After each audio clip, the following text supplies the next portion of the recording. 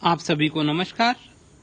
आपके सामने फिर से है एक भाषा की बात और ये आई हुई है एक पाठ से जिसका नाम है अपूर्व अनुभव।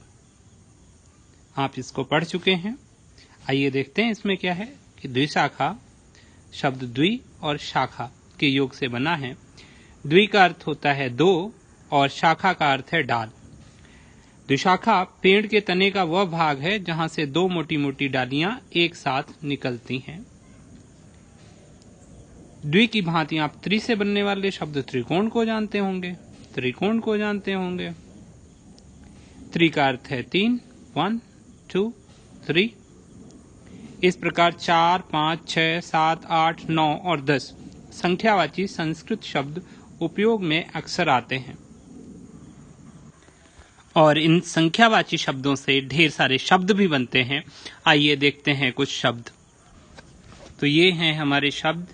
एक से एक हरा, द्वि से द्विशाखा, त्रि से त्रिकोण, चार से चौराहा, पंचकोसी 5 कोस वाली 5 माइल्स, षटकोण 6 कोने वाला, हेक्सागन, सप्तऋषि 7 सेज, नवरात्रि 9 रातों का समूह, दशक द टाइम ऑफ 10 years, शताब्दी 100 वर्षों का समय।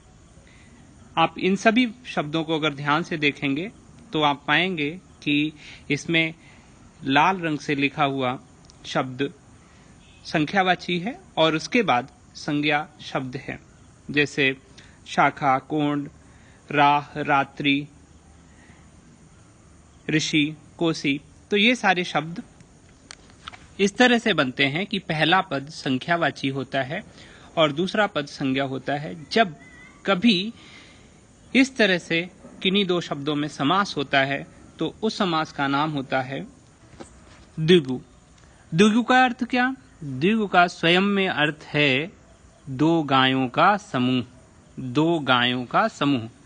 द्वि गौ, एक दो गायें, दो गायों का समूह। तो आप ऐसे ही याद रखें, द्विगु का मतलब होता है दो गायों का समूह, यानी कि पहला पद संख्यावाची होगा, पहला पद संख्यावाची द्वि और दूसरा पद संज्ञा तो गाय। तो इस तरह से जब भी कोई समस्त पद के पूर्व पद में संख्यावाचक शब्द होता है तब वहां पर द्विगु समास होता है। आप यहाँ पर ढेर सारे शब्द देख सकते हैं। मैंने आपको पहले ही कई बता दिए हैं। आप स्क्रीनशॉट लेकर देख सकते हैं, वीडियो को पॉज करके देख सकते हैं।